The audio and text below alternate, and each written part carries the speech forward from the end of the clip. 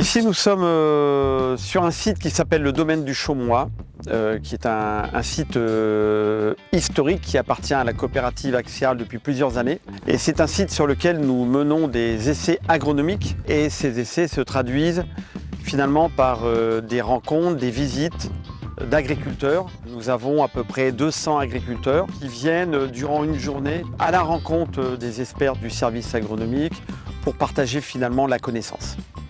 Le sujet du sol est un sujet qui est abordé depuis plusieurs années. Les agriculteurs y sont sensibilisés, mais essentiellement sur le volet de la fertilité chimique. Donc le pilotage des engrais minéraux, le raisonnement des besoins azotés des cultures. Mais depuis quelques années, on s'aperçoit qu'il y a un autre pilier de la fertilité qui apparaît, c'est celui de la fertilité biologique, en plus de la fertilité chimique et de la fertilité physique. Quand on s'intéresse au sujet de la fertilité biologique, on va s'intéresser à l'ensemble des organismes vivants du sol, l'ensemble des micro-organismes, que ce soit des bactéries, des champignons, des protozoaires ou des vers de terre. Et puis on s'intéresse également au sujet du carbone et de la matière organique. On évalue l'état de santé des terres cultivées pour évaluer l'impact des pratiques agricoles sur l'environnement.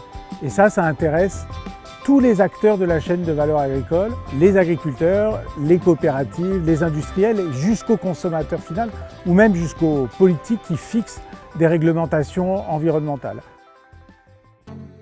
L'agriculture régénérative chez Axial, c'est la pierre angulaire d'un travail qui consiste à apporter aux agriculteurs des solutions autour de l'amélioration de la qualité des sols, amélioration du taux de matière organique, les pratiques agricoles moins consommatrices d'intrants chimiques, l'allongement des rotations, l'introduction des légumineuses. Et tout ceci, je dirais, dans un cadre mesurable, c'est-à-dire montrer, bien entendu aux clients, mais montrer aussi aux consommateurs que nous pouvons, grâce à ces pratiques, avoir de la qualité sanitaire et de la qualité environnementale.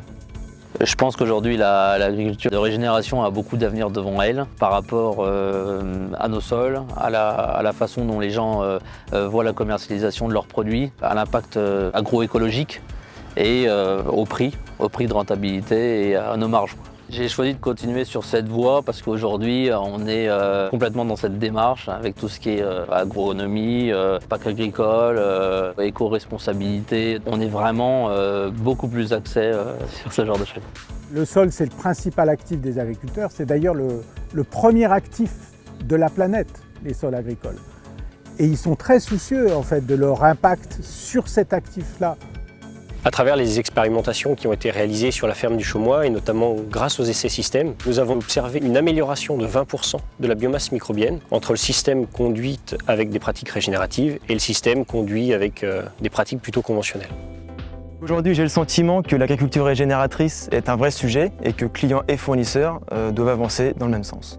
Je travaille chez Cepol, une entreprise qui triture des graines de colza et de tournesol. Donc je suis dans l'équipe d'Oléose. Oléose, c'est la plateforme digitale développée par Cepol qui permet de valoriser les graines de colza et tournesol bas carbone, qui est un levier d'accélération de la transition agricole.